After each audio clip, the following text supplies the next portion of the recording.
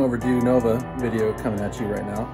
We're gonna pick up some stuff and we're going to talk about some future plan that I have for this coming up that I want you guys to listen to and tell me what you think. But for now, let me just get a couple things done and then we'll talk.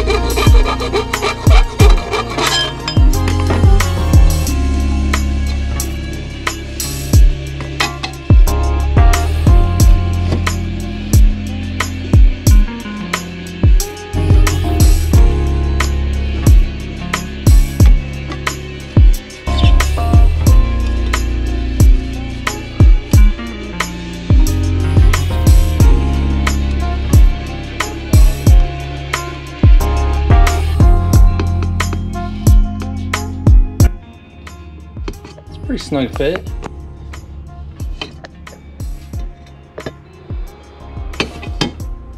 Let's put this back on and see where it lands.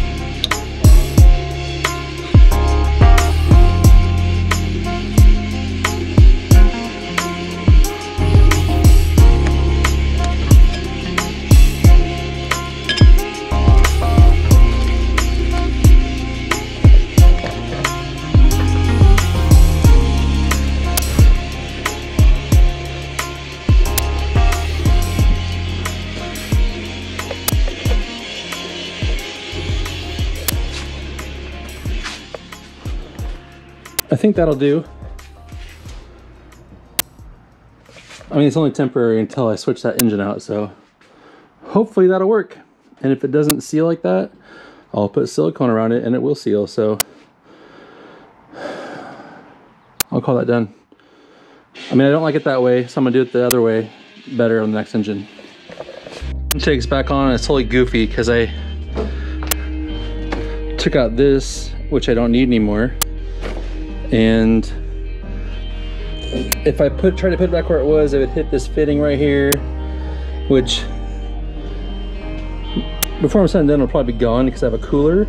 So this can probably spin forward later, but for right now, I'm just gonna leave it right here. It clears. This should be good enough for now until I start it again. A quick interruption on this car right here.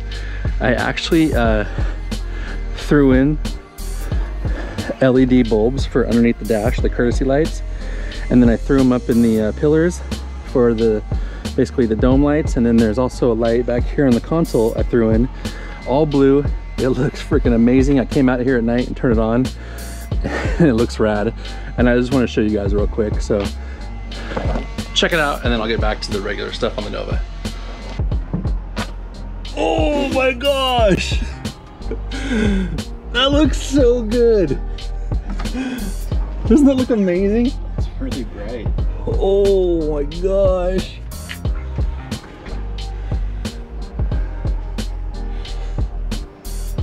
Dude, that looks so good. I'm excited. This has been needing a new starter wire because the Holley doesn't come with a signal starter solenoid wire. So I got 12 gauge right here. I'm gonna run it to the starter. It'd be the same as this one, the factory one. That was the factory connection right there. So I'm gonna run this through the firewall and connect it underneath the dash. And I'll show you where. That's the starter wire right there. It's ran over to the side. Right here. And it goes down to the starter right down there. I would do a way better job if this was permanent, but this is legit just to get this thing started and running on this Holley. Make sure it works before this engine comes out anyways. So there's gonna be lots of things that I'm not gonna be able to tidy up until the engine comes out and I can integrate into the main harness and then make it all clean. So that's gonna have to do. Then if you come in here,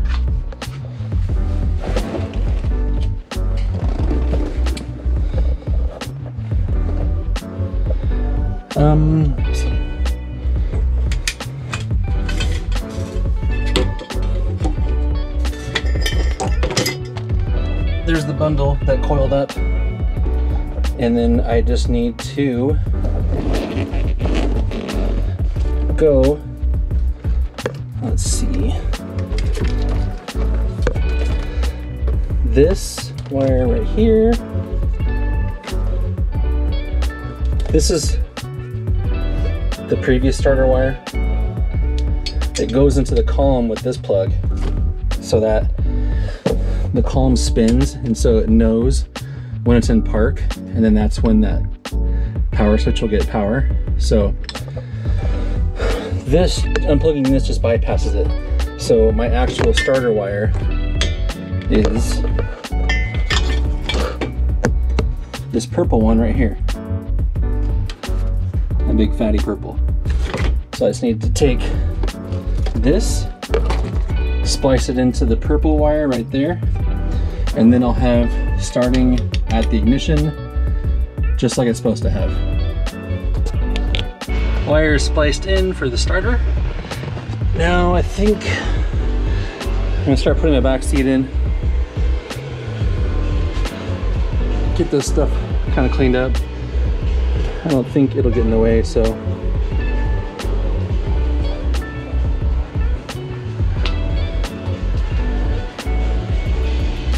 Just gotta make sure that that wire stays clear of the back seat. So I'm gonna mess around with this a little bit.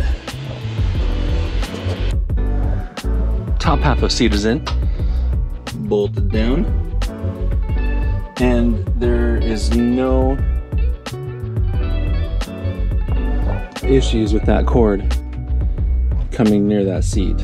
So far so good. I am going to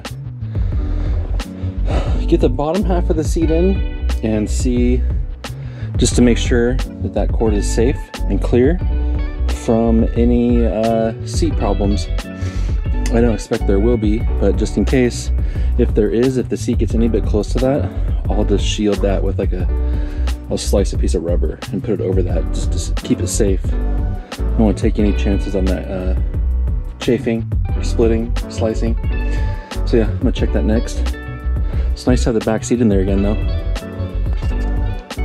Okay, I wasn't feeling too stoked about that bare line when this corner of the seat got pushed in. It gets pretty dang close down there. So I got some 1/2-inch hose and I slid it and I put it over, and it actually almost pinches around that cable almost exactly perfect.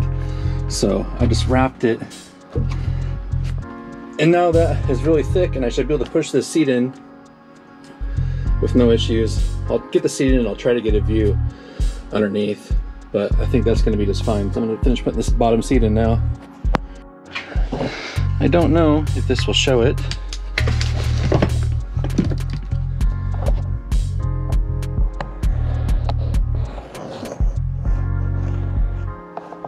I don't know, but I can reach my hand in there and I can feel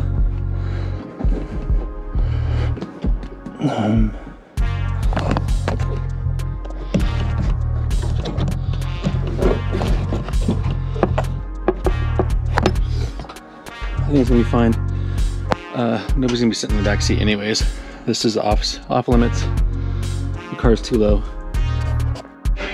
Seat is in and sill is installed, and you can't even tell there's a big fat wire going through the interior, which I'm stoked about. So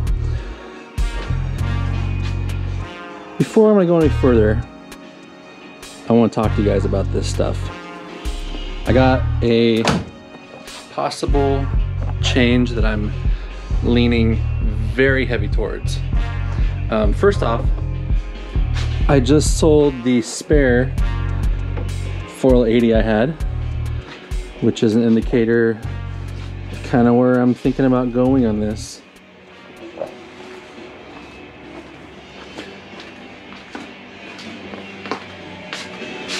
Mute this. Hello. So here's where I'm at.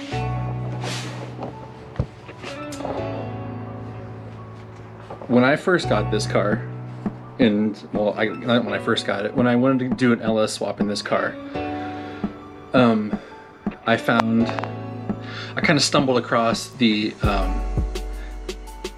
engine through a guy I bought Aiden's car from, which was the 6-liter LQ4 old school iron head, which is the oddball year with the cast iron heads and the longer crank. And I didn't know that then. And then I bought a 4L80 off of Craigslist and put it in here, got it going. That was great. But I always wanted the idea, I thought it'd be cool to do a 6-speed transmission on this. And you know, as I was looking into it, I couldn't do it because, you know, with the longer crank, I couldn't just bolt on like a T56 and have it work without like custom flywheel and shaft to make up for the distance that the crank was longer. So it kind of pooed on my parade, and I just never really thought about it. And then I just kind of got into, okay, well, I'm gonna go turbo, I'm gonna build this motor, and then I'm gonna build the trans up just to go turbo, because it'd be awesome just to have like a crap load of horsepower. And so I never, the stuff that I actually went and built, like the rear end, the Ford 9-inch, I had it built for a lot of horsepower, the driveline for a lot of horsepower. And so the transmission, I figured I might as well go kind of balls out and build it for a lot of horsepower, which was why I went with that Jake's kit and then added the billet input shaft. And so then I ended up, like what you guys saw, I went with the Yank triple disc converter, which was always overkill, but I figured, you know, if I do this, I'm gonna do it once. And so I spent, you know, good money on that. And so I was well on the way to doing what I wanted to do. And then I got this in here and it shifted fine, but then the pressures weren't perfect. So as I was talking to Truck Doug, who you saw me, who was in my video of final assembly on the transmission, he said that if I get my Terminator X installed, we can tune the pressures in the software for that. So that's why immediately after getting that transmission in here, I ripped out the old harness and started doing the harness swap. So my plan was to do the harness swap, and then once I verified that was running, I was going to pull this motor out, put this motor in, and start going for the turbo. And that was always the plan. Recently, my buddy shoots me over an ad and shows me that just now, like in the last, I think it was like December of this last year, Tremec actually came out with a 5-speed manual that is a bolt-on deal, and it requires no trimming of the floor. It'll fit right in without any modification. And that was not available just until this last year, and I didn't know that was available. Otherwise, I probably would have switched gears, pun intended, and gone that route. So now, I'm like 90% sure that I want to just get rid of all my automatic stuff and go to the 5-speed. The driving that I've always wanted to do in this car has been like autocross style and drifting, and just like rip this thing around corners, sliding, just beating the heck out of it. And having basically transmission for going straight with turbo power was probably the wrong direction that I should have gone. And plans change and things evolve, and so now this is kind of where I need to decide. Am I gonna go take this out and go the 5-speed, or am I gonna stick with it? And I'm kind of leaning that I'm going to take all this automatic stuff out, sell it all, and go with the Tremec 5-speed. And then I feel like that'll bring me the most happiness, and I won't look back from there. It'll be simpler, which also leads me to the turbo. I don't know if I really want to run turbo with the 5-speed and the kind of driving I'm doing, because I mean, like if I'm autocrossing or drifting or stuff, I don't want it to be waiting for it to spool up, or you know, I'm not gonna have the torque converter to get on to get the RPMs up to where it's in the boost. And I don't know if even a turbo makes sense. And I think for the amount that I want to drive this and how hard I want to drive it, I kind of want to just keep it more simple. And I think if I did that route, what I would do is I would take those 706 heads that I have right here, get those cleaned up and redone, take off these 317 heads, put the 706 for more compression, still stick with the same sloppy stage 2 cam, and just go for, you know, decent good power, like over 400. I'm not sure how much this will make with those heads and that cam, but I'm hoping I could get over 400, maybe 450. I think would be ideal. And just rip this as NA and a manual. I mean, I'm not trying to drag race. It looks fun, but I just never really had a desire to really drag race my car. I just want it to be a ripper, a street ripper. So that would be my plan. Sell this trans, sell the Yank torque converter. I wouldn't have to hook up the transmission harness to the Terminator X Max, which means that it's kind of overdone, where I probably didn't need the Max, but at least I have it in case I change my mind and want to go to a newer LS motor down the road. This will still work and be what I need for drive-by-wire, so I don't think that money was wasted on the computer at all. But, you know, sell the shifter, sell the cross member. It'd be like a whole automatic package, trans, crossmember, shifter, everything needed for someone just to put it in their Nova, I don't know, or just piece it out. But with selling the other spare trans and selling all this stuff, I could basically just about pay for the whole kit for the 5-speed, and that would have pedal, driveline, crossmember, flywheel, clutch, trans, bell housing, clutch hydraulic system. It would have basically everything I needed to switch to manual. And that's kind of what I'm thinking. And you know, I will lose money on these because I had these Cerakoted. So I have the whole Holley manifolds with the 480 crossover. I got that VS Racing 7875 that's never been used, never been mounted. I got the Snake Eater injectors that I don't know if I need to go bigger injectors for NA. Yeah, so let me know what you think. Am I nuts? Would you do it? Would you switch 5-speed or automatic?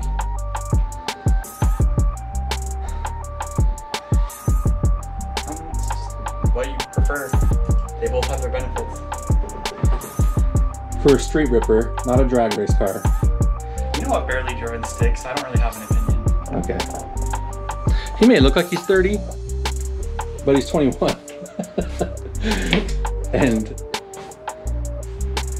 like you said, he doesn't know what he prefers. So let me know what you think. Put it in the comments.